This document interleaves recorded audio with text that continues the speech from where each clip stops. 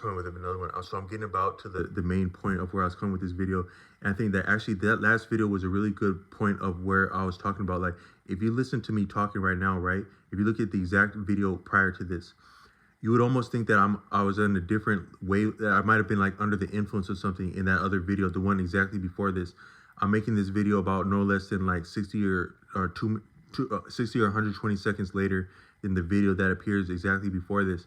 And that's actually an example where I was talking about in a prior video, which is that according to Osho, the way that the blood sits in the brain actually affects the wavelength in the order of thought that is capable of being reached by a human being.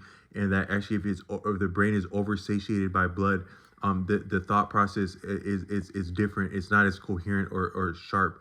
And that might be some of the distinction between animals that exist on four legs and then us humans that walk on two legs, and some of the actual deference that animals would have in front of us, like say a dog. Sometimes dogs, they have somewhat respect for a human being that's different. So you see a dog and they see another dog and they're pissed off and they're ready to go right then and there, but they see another human being that might not be necessarily any more formidable than another dog or capable, but they don't give that human being such a hard time.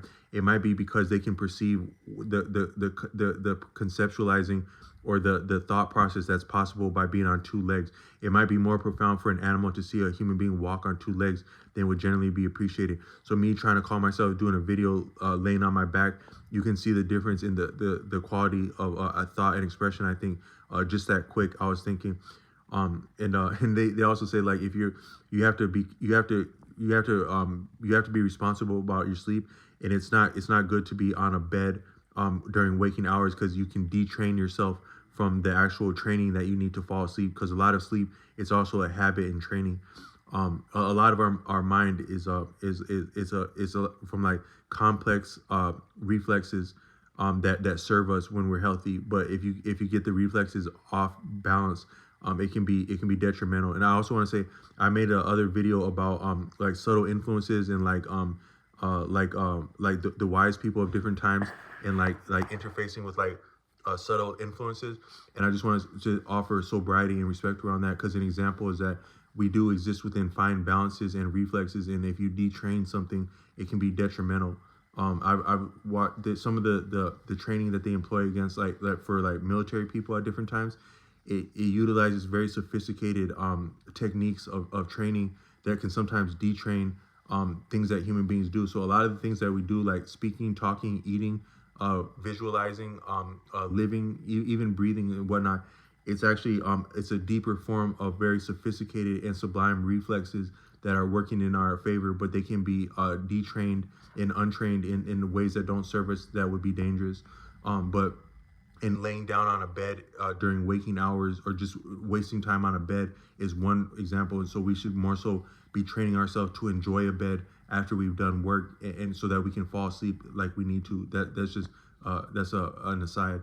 But I just want to say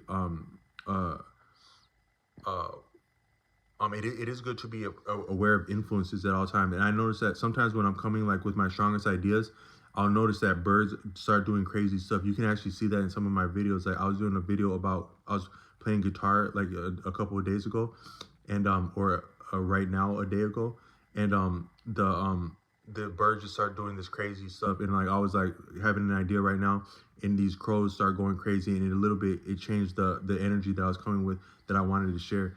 But a lot of what I wanted to share is that I think that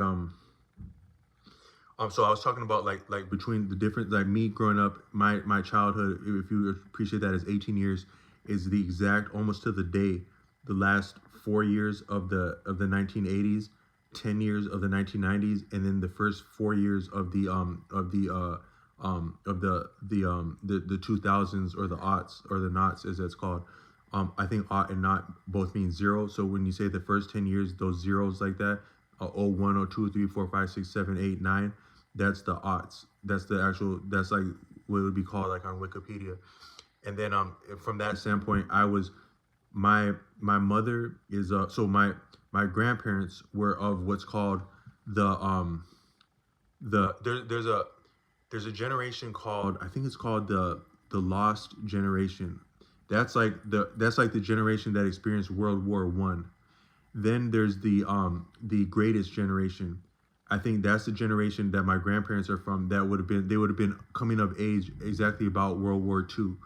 And if you remember any of them, if anyone is old enough to remember them, they were really great people. Like they were some real people. Like my grandmother lived through the Great Depression. She was on a farm in the Midwest, and they lived through the Great Depression. But if you just appreciate their penmanship, their etiquette, just some of their gestures in speech, they were classy. Like a lot, we've actually come down a degree in class. Like even though there was some horrible stuff back then, they had racism and stuff, but they had certain etiquette and class and strengths and strong suits that I think have been lost by and large. So I think that a lot of things do get better. We get more open minded. There might have been a lot of bullshit about a lot of what they were about that we're better for not having anymore. But there were still some very strong suits that they had, that I think we've gotten past. And that's a little bit of what I want to talk about in this video. But they would be called the greatest generation. Then you had the baby boomers, which were their children, like in the late 40s up until like the early 60s is like the baby boomers.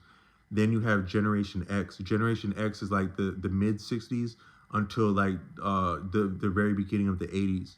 A lot of these people were like, some of them were like they were like the young people, the very young adults, and then the teenagers to the older kids to teenagers and early adults would have been generation in the generation just before me as a millennial were Generation X, and they were some of my bosses. Like when I got my first jobs working, and then there was the millennials, obviously, which is like the early 80s to like about the late 90s. Then you have Generation I think Y is after that. Is like and it's crazy how fast these generations go. That's a lot of these people of these younger generations are grown and having families by now after millennials. That's crazy to me. Even as I don't appreciate time, as I don't fancy myself to appreciate time in linear terms, it's crazy how that can be. And then so you have Generation Y, and then I think Generation Z. A lot of our young people in the school system now, K through 12, would be Generation Z. And I think it's Generation Alpha is the one after that. So like the very young people now, like very early elementary now to infant, early elementary, preschool, and infant now. I think that's Generation Alpha. So you go from the lost generation, the greatest generation, Generation X, millennial, Y, Z, and then back again to A is where we're at now, Generation Alpha. But I've actually had experiences with all those generations. So when I was a young person, I worked as an assisted living was one of my first jobs where I would cater. I would work at a restaurant that was part of a designated restaurant dedicated to a senior living complex, an apartment complex, kind of well-to-do. Like these people were some of them, they were Holocaust survivors. They were very outstanding people that did well for themselves in the area where we're at. But some of them, they were actually like about the lost generation. So they would I had there was one cool lady named Mabel. She was very old, like in the early 2000s, like when I would have been in high school, like just barely in the 2000s. She was already near about 100 years old, and she was funny. Like she would remember when she had a gentleman caller. That's what they called a date. They called it a gentleman caller, and she would talk about that. But I would actually spend time with there were a couple of residents. There was her, and there was a woman named Laura. I love Laura because of her accent. She was from the South, and she had a very beautiful, articulate way of speaking. We were in the North, but I just appreciated how she spoke. And but she was actually ostracized and outcasted from the other residents because there was still some racism within those older generations, and she was outcasted as an older woman, very older, elderly woman, very elderly. But I would actually take her meals up to her, like from the kitchen, and then I'd spend time talking with her, not just to spend time because I feel sympathy for her, but actually because I enjoyed her company. She was real. She's like, yeah, man, you gotta watch out, man. You get caught up in some BS like that, and they take your freedom away, man. They just take your freedom away. She'd tell me stuff like that, and that might have been what kept me out of some BS when I was young. But I enjoyed her company. But I had experiences with them, my grandparents, and a lot of people that I met around my grandparents were the greatest generation. My mother was the baby boomers. My bosses and the cool kids growing up were X. I'm millennial, and then I've taken care of all the other generations personally and professionally. So I've experienced all these different generations is what I want to come with the next video.